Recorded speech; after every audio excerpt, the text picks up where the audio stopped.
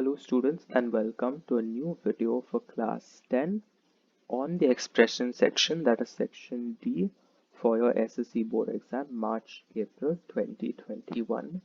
Today's topic which we're going to look at is the completion of a dialogue carries 4 marks. This is the part 1 explanation.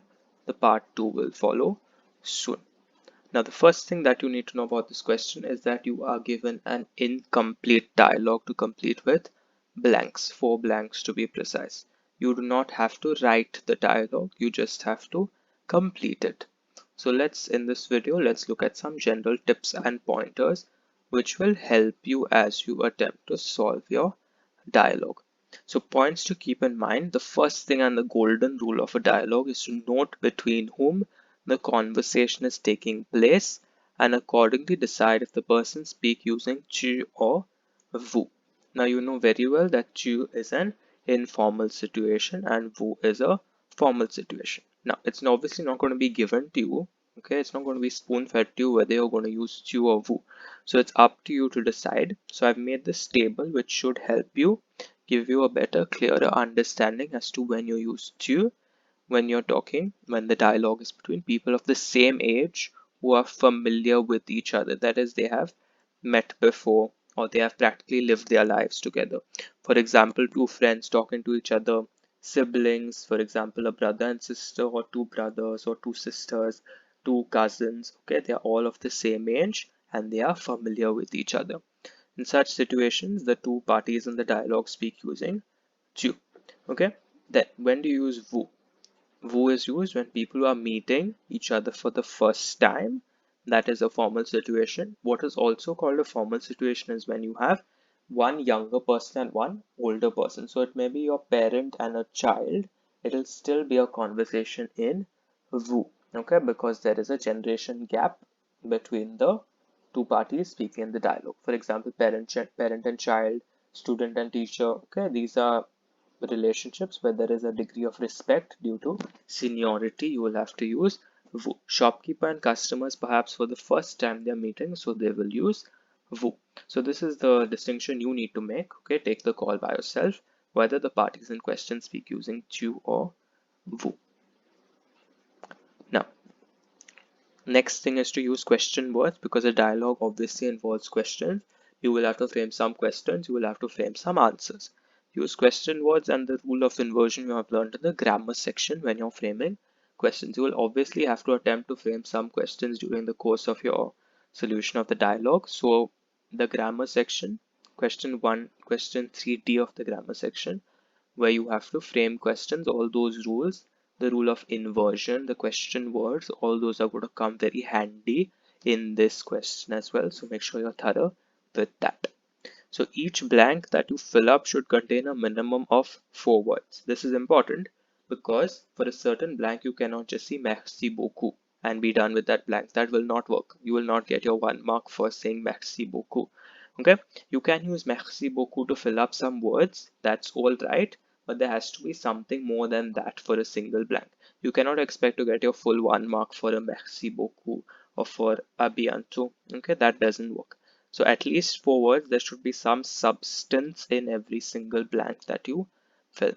It is also important to see where your blank is placed, because some blanks may not be full sentences. You may be given the start of the sentence and then a blank.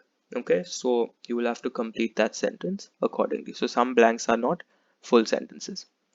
This is a common thread which you have to keep right throughout your entire paper, especially in the last section. Do not try to frame extravagant sentences using words with whose spellings you are not familiar. This is a foreign language.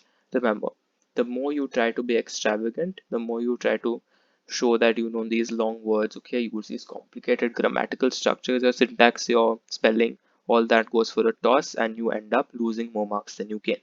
So it's always advisable to keep it short, simple, and as crisp as possible. To the point will get you your marks. Now, something which is a common doubt, okay, people tend to write the entire dialogue back in their answer sheets. That's a waste of time. You don't have to do that. Okay, do not rewrite the entire dialogue, because in your question paper each of the blanks are numbered 1, 2, 3, 4. What you'll have to do is just write 1, write your answer, write 2, write your answer 3 and 4. There is no need to be rewriting the entire dialogue back again. No one needs to see what is already printed in the question paper. Just write your answers with the correct serial number. That's important. Your answers have to be numbered according to the question paper.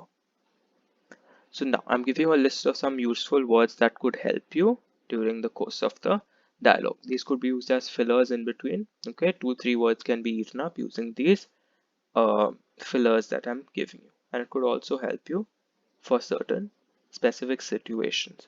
So bonjour, comment ça va is an informal greeting for hello, how are you?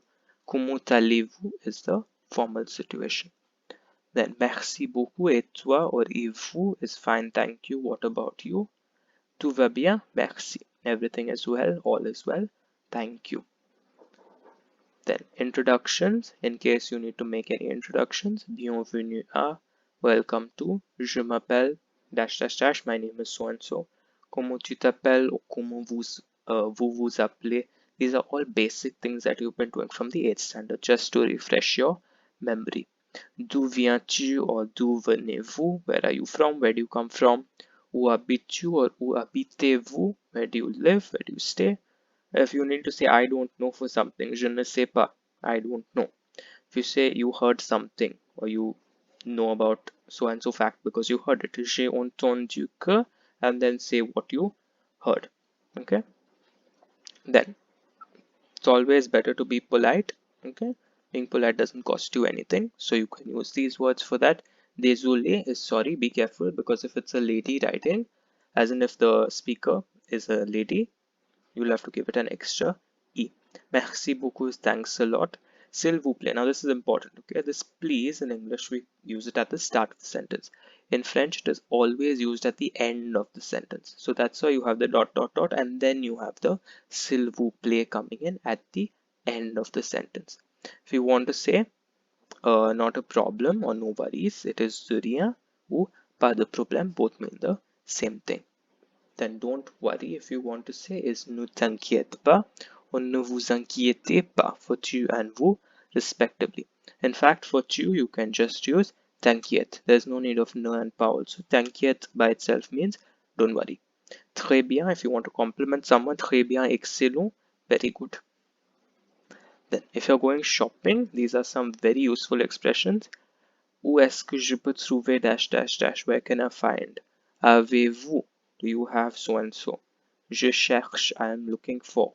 When you use this verb chercher, don't say chercher pour. That pour is already encompassed within the chercher. The for is also included in the chercher. So you will never say je cherche pour. If you're saying I'm looking for sugar, je cherche du sucre. Never je cherche pour du sucre. Okay? Then, est-ce que je peux vous aider? If you are given the shopkeeper's blank to fill, est-ce que je peux vous aider? May I help you? Pourriez-vous m'aider? If you want to ask for help, could you help me? Pourriez-vous m'aider?